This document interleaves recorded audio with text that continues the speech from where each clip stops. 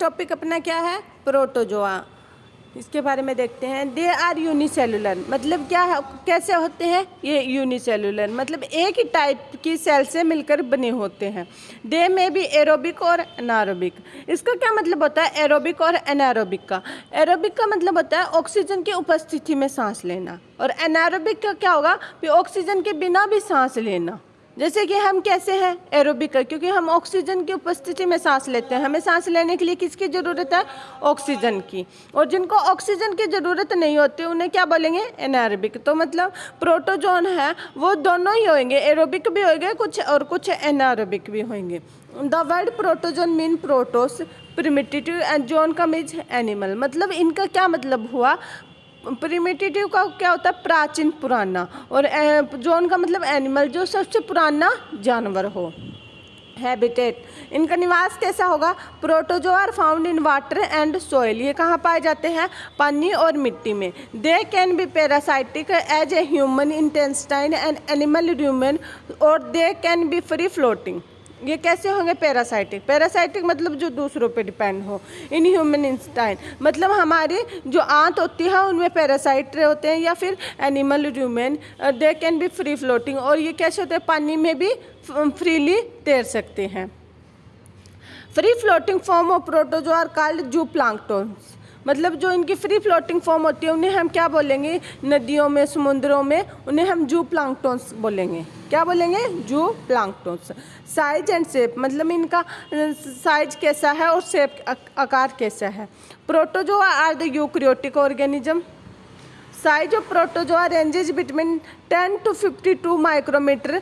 Since protozoa lack of cell wall they can take up a number of shape, मतलब इनमें कोई cell wall नहीं होती, तो अगर सेल वाल नहीं होगी तो इनका मतलब शेप अलग अलग हो गई, किसी भी आकार में हो सकते हैं, कोई एक पर्टिकुलर आकार इनका नहीं होता। Example of protozoa include amoeba, euglena, trypanosoma, leishmania etcetera. इनके एग्जाम्पल हम कौन कौन से लेंगे, जैसे कि अमीबा हो गया, यूग्लेना हो गया, ट्राइपेनोसोमा हो गया, लेशमेनिया हो गया। आगे हम देखते हैं स्ट्रक्चर के बारे में। ये देखो एक बेसिक स्ट्रक्चर दिखाई गई है किसकी, प्रोटोजोआ की।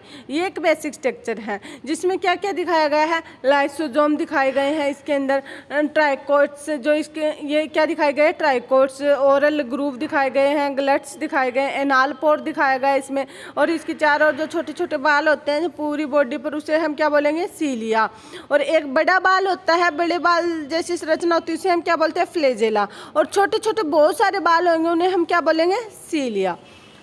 फूड ऑफ ये फूड वैक्यूल दिखाए गए हैं, मैक्रोन्यूक्लियस दिखाए गए हैं, माइक्रोन्यूक्लियस और मैक्रोन्यूक्लियस दिखाए गए, मतलब एक छोटा न्यूक्लियस एक बड़ा न्यूक्लियस, और इसमें कंट्रैक्टाइल वैक्यूल दिखाए गए। अब इसके बारे में देखते हैं, हम स्ट्रक्चर के बारे में पढ़ते हैं। Protozoa are eukaryotic as already mention, हमने बता दिया है। So they possess as a structure typical of eukaryotes, मतलब उनकी स्ट्रक्चर कैसी होगी, यूकैरियोट्स टाइप की होगी। Protozoan cell is bound by cell membrane, मतलब इनकी सेल कैसी होगी, सेल मेम्ब्रेन से बाउंड होगी। There nucleus is enclose by nuclear membrane, इनका न्यूक्लियस है उसके बाहर क्या होगी, न्यूक्लियर मेम्ब्रेन होगी, मतलब इनका न्यूक्लियस है वो एक दीवार में घिरा होगा, इसके अंदर इनका न्यूक्लियस होगा, उसकी चारों ओर क्या होगी, एक मेम्ब्रेन होगी, जिसे हम क्या बोलेंगे, nucleus membrane. Cell organelle like vacuoles etcetera are present in cell cytoplasm, मतलब इसमें कुछ दूसरे सेल ऑर्गेनेल्स भी मिलते हैं, कौन सा, जैसे कि वैक्यूल हो गया। ये वैसे किस में पाया जाता है, प्लांट सेल में पाया जाता है vacuoles. Protozoan move with the help of सीलिया, मतलब ये अपनी गति किससे करते हैं, सीलिया से, जो इसकी पूरी बॉडी पर छोटे छोटे बाल होते हैं। फ्लेजेला और स्यूडोपोडिया, फ्लेजेला क्या होता है, एक बड़े बालनुमा संरचना, और स्यूडोपोडिया मतलब इसके फाल्स पैर, मतलब झूठे पैर बोलेंगे जिन्हें स्यूडोपोडिया। आगे न्यूट्रिशन, मतलब इनका पोषण कैसा है, न्यूट्रिशन में क्या आएगा, इनका पोषण कैसा है। प्रोटोजोन आर आइदर पैरासाइटिक और स्पोरोजोइक, अब तक आपको पैरासाइट और स्पोरोजोइक के मीनिंग पता चल गया होगा। पैरासाइट जो दूसरों के अंदर रहते हो और वहीं से अपना भोजन प्राप्त करते हो, और स्पोरोजोइक कौन से होंगे, जो मतलब डेड और डेके ऑर्गेनिज्म को डिकम्पोज करते हो। Euglena is a exception, it is autotrophic. जो यूग्लेना है इसका एक एग्जांपल, वो क्या है, एक्सेप्शन है। क्यों? क्योंकि ये ऑटोट्रोफिक है, ये अपना भोजन खुद से बनाता है, ये प्लांट की कैटेगरी में आता है। एनिमल होते हुए भी किसके कैटेगरी में आएगा, प्लांट की में, क्योंकि ये ऑटोट्रोफ है और अपना भोजन खुद से प्लांट ही बनाते हैं, एनिमल तो बनाते ही नहीं है। तो हम इसमें किसका एग्जाम्पल लेंगे, यूग्लेना का। आगे है रिप्रोडक्शन। रिप्रोडक्शन में क्या होगा, protozoan reproduced bye binary fusion. इसमें क्या दिखाया गया है, बाइनरी फ्यूजन। इसके बारे में देखते हैं। ये क्या है, एक अमीबा है। अमीबा में क्या हो गया, ये एक अमीबा है, ये एक अमीबा है। इसमें फिर आगे क्या हो गया, न्यूक्लियस डिवाइड हो गया, मतलब इसके अंदर न्यूक्लियस दो भागों में बंट गया। फिर ऐसे ऐसे इनका बढ़ता हुआ फिर इनकी बीच का साइटोप्लाज्म भी अलग अलग हो गया और फिर यहाँ पे ये दो अलग भाग में बंट गए, मतलब दो अलग अलग अमीबा बन गए। इसे हम क्या बोलेंगे, बाइनरी फ्यूजन। मतलब ऐसे ये रिप्रोड्यूस करते हैं। नेक्स्ट है spore formation.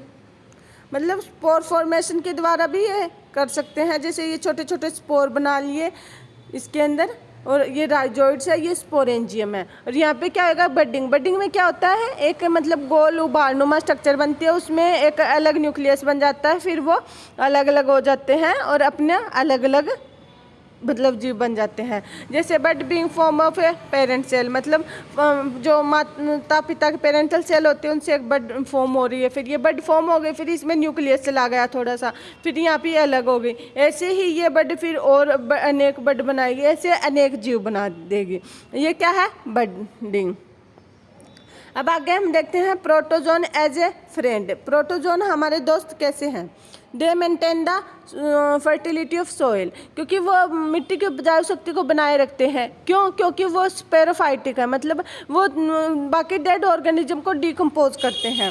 They enhance the plant growth by making ammonia और फॉस्फेट अवेलेबल टू, मतलब इससे क्या होती है, पेड़ पौधों की ग्रोथ अच्छी होती है, क्योंकि ये मिट्टी में क्या ज़्यादा बढ़ा देते हैं, अमोनिया और फॉस्फेट बढ़ा देते हैं। They help in digestion of cellulose, वो किसका डाइजेशन करने में हेल्प करते हैं, सेलुलोस का। They are also effective in waste treatment as they feed on fungi and bacteria। और मतलब वे वास्ट ट्रीटमेंट में भी मतलब हेल्प करते हैं, जैसे फंजाई और बैक्टीरिया करते हैं, क्योंकि वो चीज़ों को डिकम्पोज करते हैं, उनकी मिट्टी बनाते हैं।